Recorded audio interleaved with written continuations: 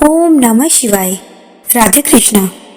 दोस्तों, हम अपने लिए सुखी जीवन की कामना करते हैं तो सबसे पहले सुखी जीवन के लिए अपने पितृदेवों की याद आती है और उसके साथ साथ अपने कुलदेव और कुलदेवी की याद आती है। विशेष रूप से यदि हम अपने कुल की वृद्धि की बात करें तब कुल देवी माता ही सबसे पहले याद आती है। दोस्तों, कुल देवी का स्थान हमारे घर के प्रथम द्वार के ऊपर होता है। जब कुल देवी का स्थान ही मुख्य द्वार पर होता है तो बिना कुल देवी की इजाज़त के कोई देव प्रवेश नहीं कर पाते हैं। यही कारण है कि बिना कुल देवी को खुश किए हम कितने ही देवों की पूजा करें तो वह फलित नहीं हो पाती है। तो चलिए अपनी कुलदेवी को खुश करने के लिए सुनते हैं श्री सिद्धि विनायकाय नमः अथ श्री कुलदेवी स्तोत्रम। ओम नमस्ते श्री कुलदेवी कुलाराध्या कुलेश्वरी कुल संरक्षणी माता कौलिक ज्ञान प्रकाशिनी वंदे श्री कुल पूज्या कुलांबा कुल रक्षिणी वेद माता जगन माता लोक माता हितैषिणी आदिशक्ति समुद्भूता त्वया हि सम्पूर्ण जगत् विश्ववन्द्यां महाघोरां त्राहि मां शरणागतम् त्रैलोक्यहृदं शोभे देवी त्वं परमेश्वरी भक्तानुग्रहकारिणी त्वं कुलदेवी नमोस्तुते महादेव प्रियंकरी बालानां हितकारिणी कुलवृद्धि करी माता त्राहि मां शरणागतम् चिदग्रिमण्डल संभुता राज्य वैभवकारिणी प्रकटितां सुरेशानी वन्दे त्वां राजगौरवम् त्वदीये कुले जातः त्वामेव शरणं गतः त्वद्वत्सलो अहम् आद्ये त्वं रक्ष रक्षाधुना पुत्रं देहि धनं देहि साम्राज्यं प्रदेहि मे सर्वदा अस्माकं कुले भूयात् मङ्गलानुशासनम् कुले अष्टकम् इदं पुण्यं नित्यं यः सुकृति पठेत् तस्य वृद्धि कुले जातः प्रसन्ना परमेश्वरी। ओम नमस्ते श्री कुलदेवी कुलाराध्या कुलेश्वरी कुल संरक्षणी माता कौलिक ज्ञान प्रकाशिनी वंदे श्री कुल पूज्या कुलांबा कुल रक्षिणी वेद माता जगन माता लोक माता हितैषिणी आदिशक्ति समुद्भूता त्वया हि सम्पूर्ण जगत् विश्ववन्द्यां महाघोरां त्राहि मां शरणागतम् त्रैलोक्यहृदं शोभे देवी त्वं परमेश्वरी भक्तानुग्रहकारिणी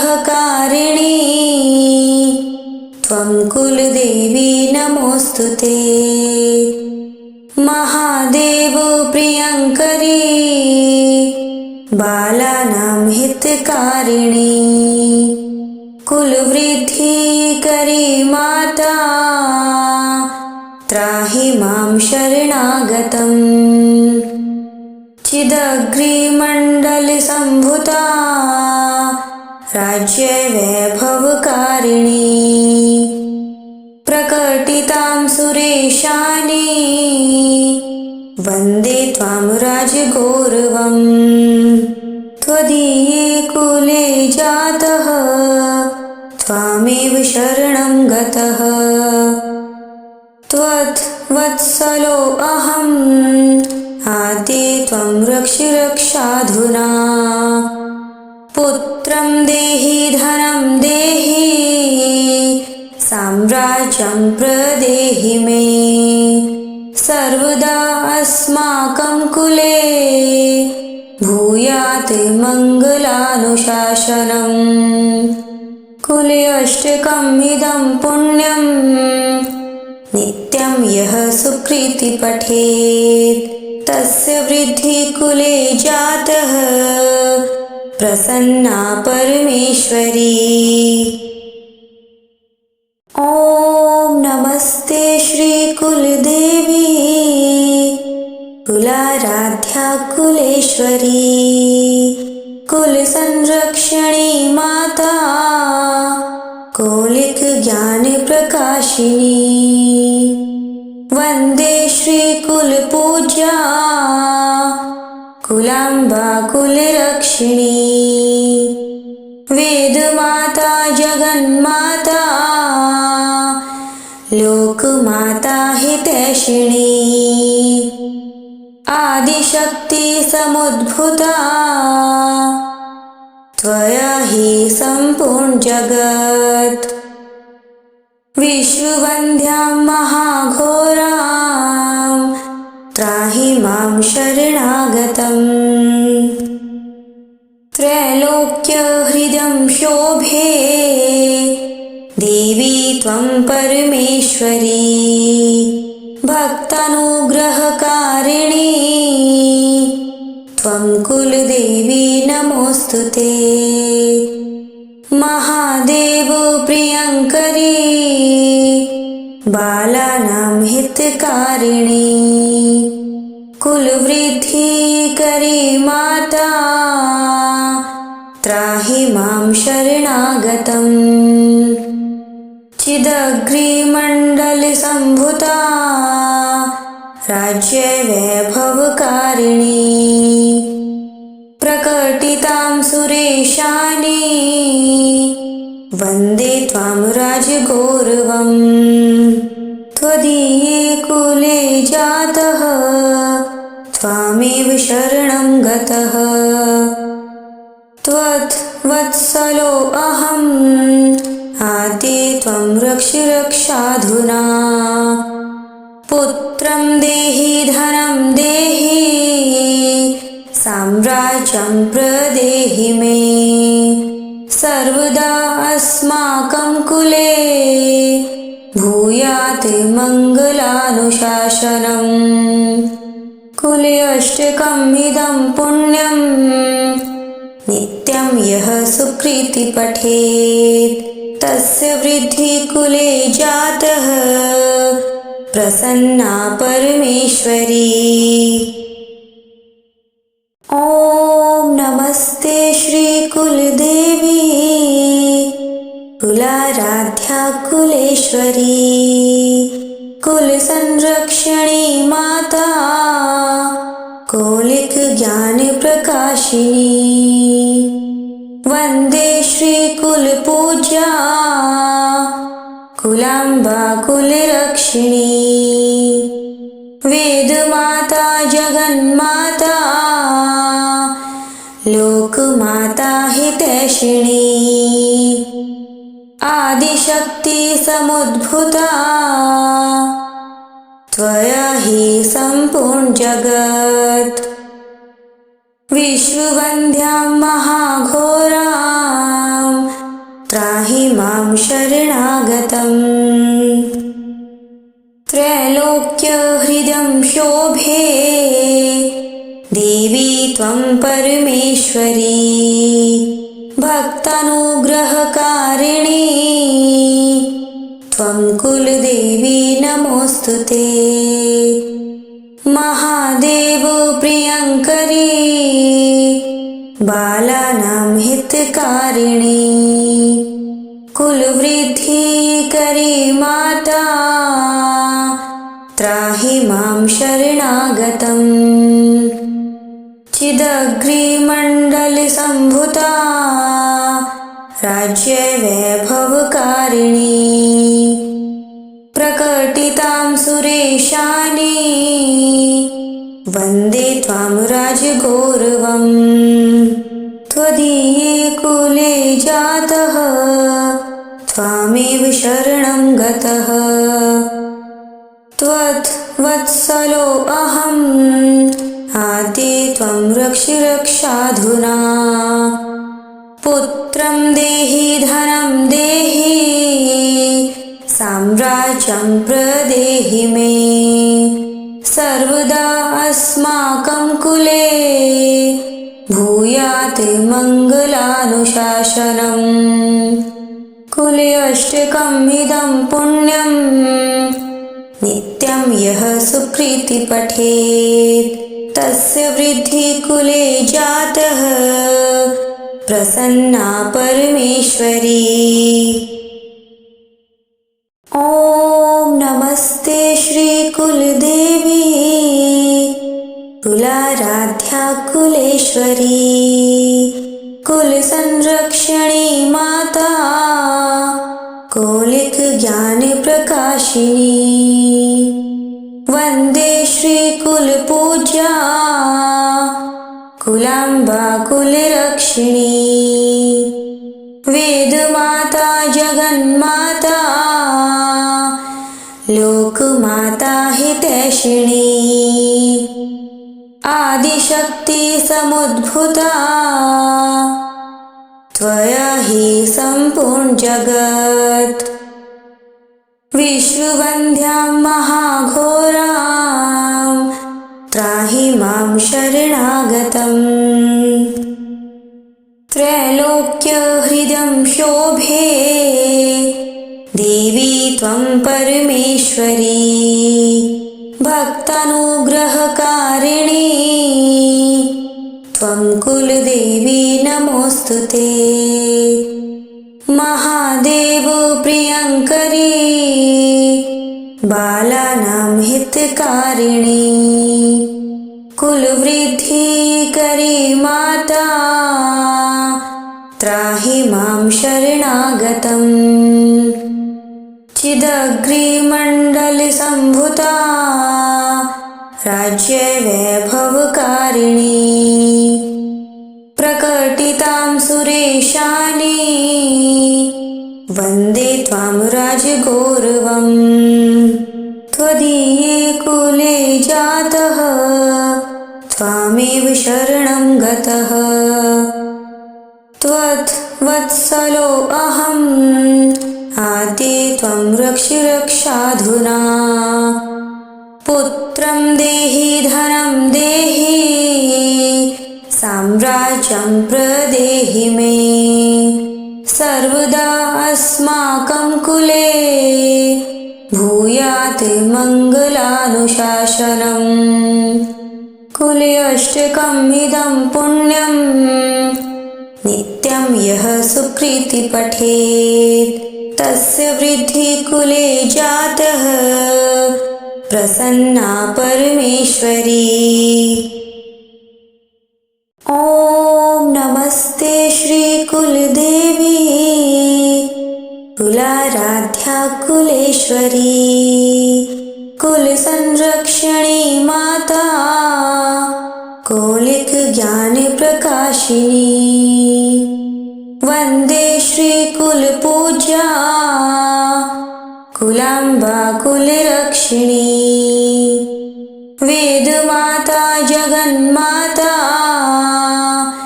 लोक माता हितैषिणी आदिशक्ति समुद्भूता त्वया हि सम्पूर्ण जगत्। विश्ववन्द्यां महाघोरां त्राहि मां शरणागतम्। त्रैलोक्यहृदं शोभे देवी त्वं परमेश्वरी। भक्तानुग्रहकारिणी त्वं कुलदेवी नमोऽस्तुते। महादेव प्रियङ्करी बालानां हितकारिणी।